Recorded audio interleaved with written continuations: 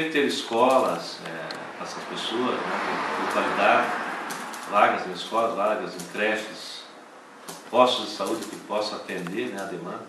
Então isso é crescimento planejado, né? Gostaria de deixar uma mensagem aqui aos leitores, né, do Jornal Regional, seja na forma escrita ou aqui através do site, que a nossa região está muito bem representada pelo seu órgão de imprensa, que tem se destacado por divulgar a nossa região de forma ímpar, de forma imparcial, e que sempre valoriza, né, o povo da nossa região, valoriza os empreendimentos realizados pelo poder público da nossa região, e por isso é um órgão de imprensa bastante respeitado e será cada vez mais respeitado, não só em Rio Negro, mas em toda a nossa região da Ansulep.